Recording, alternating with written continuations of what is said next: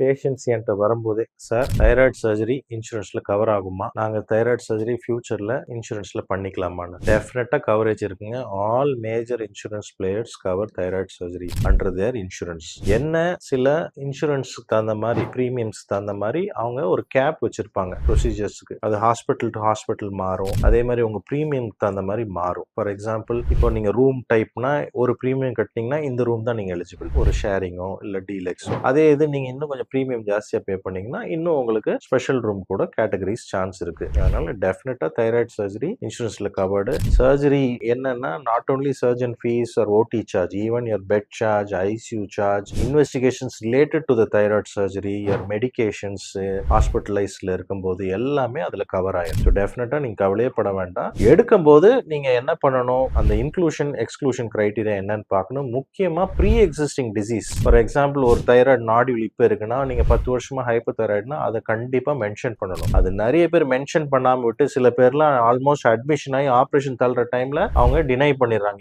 ஏன்? நீங்க already hypo thyroid 10 வருஷமா மாத்திரை போடுறீங்க, அதை நீங்க சொல்லல. இந்த இஷ்யூ ஏன் வருது? ஏஜென்ட் நீட் நேரத்துல சும்மா கையெழுத்து போடுறதுனால. இதே இது நீங்க பாலிசி டாக்குமெண்ட்டை படிச்சு நீங்க எழுதியிருந்தீங்கன்னா இந்த பிரச்சனையே வந்திருக்கு. கடைசியில் அந்த பேஷண்ட்டை நம்ம கேஷ் பண்ணி தான் அவங்க கெட்டுற மாதிரி ஆயிப்போச்சு. அதனால நீங்க ஹெல்த் இன்சூரன்ஸ் தைராய்டுக்கு டெஃபினட்டா இருக்கு. ஆனா அது எடுத்துக்கும் போது நல்ல கிளியரா படிச்சுட்டு எடுங்க. அதே மாதிரி அதுக்கு சில வெயிட்டிங் பீரியட் இருக்கு. ஏன்னா தைராய்டு வந்து எலக்டிவ்னால sometimes 2 to 4 years waiting period இருக்கும். அதையும் நம்ம நோட் பண்ணிக்கணும். அந்த 2 இயர்ஸ் 4 இயர்ஸ்க்குள்ள நம்ம போனாலும் அவன் டினை பண்றதுக்கும் வாய்ப்பு இருக்கு, இல்ல பார்ஷியல் அப்ரூவல் கூட கொடுக்கறதுக்கு வாய்ப்பு இருக்கு. மற்றபடி கேஷ்லெஸ் ட்ரீட்மெண்ட் இஸ் பாசிபிள். அந்த நெட்வொர்க் ஹாஸ்பிட்டல்ஸ்ல நம்ம பண்ணிக்கலாம். இந்த வெயிட்டிங் பீரியட் முடிஞ்ச உடனே சில கேப்ஸ் மட்டும் இருக்கு நான் சொன்ன மாதிரி. மற்றபடி டெஃபினட்டா ஹெல்த் இன்சூரன்ஸ் இஸ் அவைலபிள்.